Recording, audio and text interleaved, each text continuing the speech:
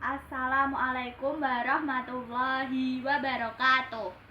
Perkenalkan, nama saya Rizka Musyafaah. Saya dari Prodi Akuntansi Syariah 2A, NIM 1. Di sini saya akan menjelaskan tentang teori permintaan dalam perspektif ekonomi Islam. Secara keseluruhan, teori permintaan dalam perspektif mikroekonomi konvensional hampir sama dengan teori permintaan dalam perspektif mikroekonomi Islam. Namun, di dalam teori permintaan perspektif mikroekonomi Islam itu ada batasan-batasan syariah yang harus diketahui seorang muslim dalam membeli atau meminta sejumlah komoditas. Islam mengharuskan seorang muslim untuk membeli dan menggunakan komoditas yang halalan dan thayyibah dan meninggalkan komoditas yang haram. Quraisy Shihab dalam tafsir Al-Misbah menjelaskan bahwa komoditas yang haram itu ada dua, yaitu haram karena zatnya dan haram karena merugikan diri sendiri. Sedangkan komoditas yang halal adalah komoditas yang tidak termasuk dalam dua hal tersebut. Islam juga melarang seorang muslim untuk berperilaku berlebih-lebihan dalam membelanjakan pendapatannya, meskipun itu untuk membeli komoditas yang halal. Nah, di sini saya akan menjelaskan tentang permintaan pada pilihan barang halal dan halal, permintaan dalam pilihan halal dan haram, dan permintaan barang haram dalam keadaan darurat. Sebelum saya menjelaskan itu, saya akan menjelaskan tentang pengertian permintaan.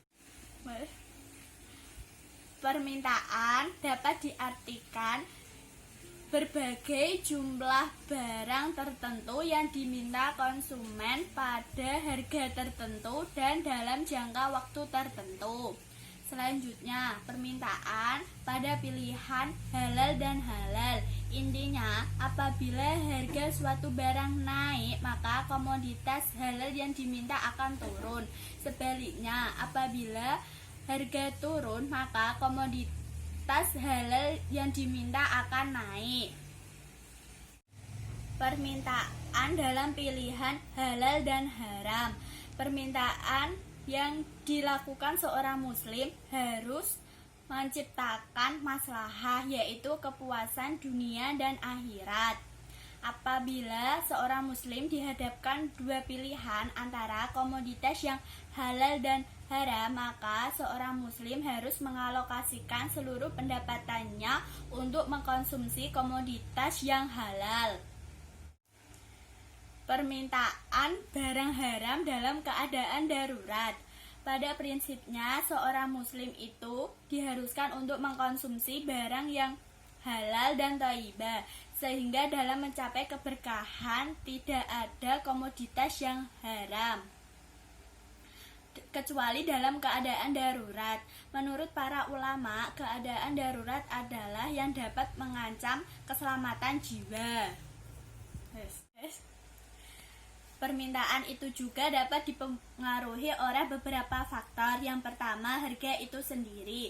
Misalnya, harga es campur yang Anda beli di kantin itu seharga 2.000 per porsi. Nah, apabila harga tersebut naik menjadi 3.000, maka apa yang Anda lakukan? Pasti Anda akan mengganti es campur tersebut dengan es yang lain, atau Anda mengurangi dalam pembelian es campur tersebut karena takut uang saku Anda itu tidak mencukupi. Itu menunjukkan bahwa harga naik, maka jumlah yang diminta itu akan berkurang. Pendapatan konsumen. Saat pendapatan seseorang itu mengalami kenaikan, maka permintaan terhadap barang atau jasa itu akan naik. Barang dan jasa yang belum bisa terbeli akan menjadi terbeli. Yang ketiga, itu selera konsumen. Selera atau cita rasa masyarakat itu dapat mempengaruhi tinggi rendahnya permintaan suatu barang.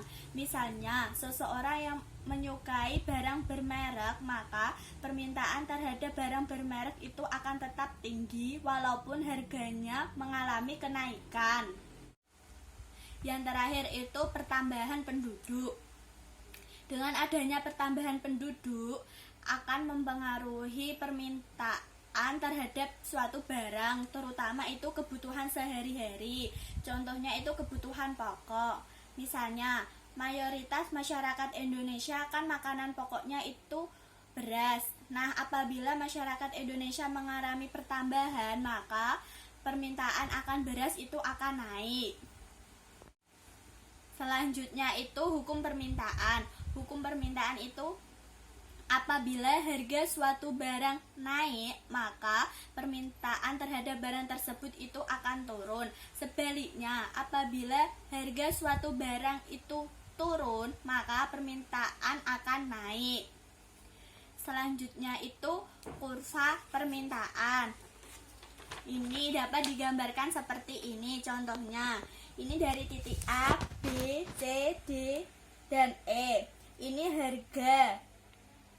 harganya, yang ini tuh jumlah yang diminta. Ini saya mencontohkan harga es per porsi. Dari contoh tersebut dapat menghasilkan kurva permintaan seperti ini. Yang ini tuh harganya, yang ini jumlah es per porsi yang diminta. Apabila harga 10.000, maka permintaan jumlah es itu hanya 10. Nah, apabila harga turun menjadi 8.000, maka jumlah es yang diminta itu akan naik dari 10 menjadi 20. Dan seterusnya, apabila harga suatu barang tersebut turun, maka permintaan itu akan semakin banyak. Jadi kesimpulannya, yang membuat kurva permintaan itu bergerak dari A ke B itu adalah harga barang itu sendiri. Contoh lain dari permintaan adalah saya ambil masker. Nah, sekarang ini kan ada virus corona. Seseorang itu membutuhkan yang namanya masker. Dengan banyaknya peminat masker, maka harga masker tersebut dinaikkan. Hal itu dijadikan kesempatan oleh seseorang yang mementingkan dirinya sendiri, yaitu dia berpikiran untuk menimbun masker tersebut agar masker tersebut menjadi langka. Apabila masker langka, maka konsumen itu akan tetap membeli masker tersebut meskipun harganya mahal. Itu tadi penjelasan dari saya. Apabila ada salah atau kekurangan, saya mohon maaf. Wassalamualaikum warahmatullahi wabarakatuh.